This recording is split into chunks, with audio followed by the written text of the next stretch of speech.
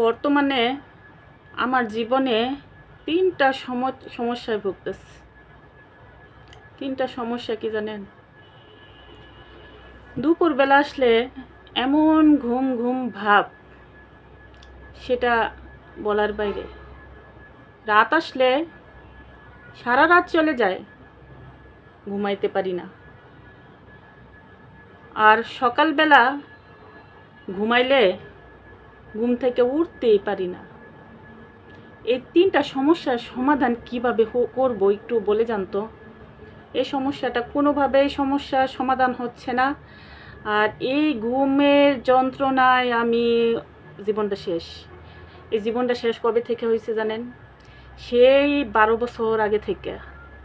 যখন 12 বছর আগে আমার মেয়ে জন্মগ্রহণ করছে, পৃথিবীতে আসছে, তখন আমার মেয়ে সারা রাত ঘুমাইতো না। তাকে সারা রাত পাহারা দিতে দিতে দিতে দিতে এই সমস্যাটাই আমি ভুগতাছি এখন। ঘটনা হয়েছে, সে সারা রাত বসে থাকতো, আমিও সারা রাত বসে থাকতাম। সেই সারা রাতের ঘুম যে আমি সেই আমার মেয়ে হওয়ার পর থেকে নিচ্ছি, চোখ থেকে গেছে, সেটা সমাধান আমার এখনও হয় না।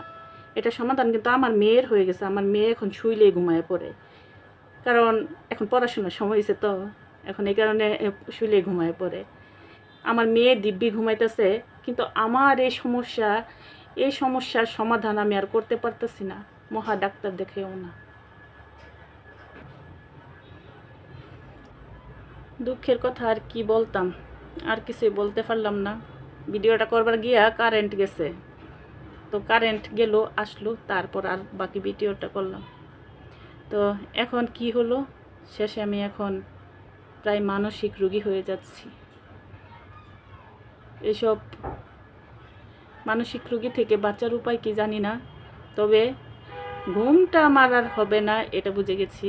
ঘুম আমার দরকারের সময় ঘুম হয় না, ওই যখন দরকার না, যখন কাজ করার সময় তখন ঘুমে পড়ে যাই। এই অবস্থা, জীবনটাই এভাবেই চলতেছে। সংসার জীবন এত সোজা না বোন, যারা সংসারের জন্য লাফালাফি করতেছ, এত সোজা না, এত সোজা না। সংসার করতে গেলে এরকম না ঘুমাইতে ঘুমাইতে একখান হইলেই চলবে। এখন হইলেই না ঘুমাইতে ঘুমাইতে মানসিক রোগী অর্ধেক হয়ে যাবে। তো সংসার জীবন খুবই কষ্টের। বাপের বাড়িতে আসো, খাচ্ছ, ঘুমাচ্ছ, টেনশন নাই, পড়াশোনা করতেছ।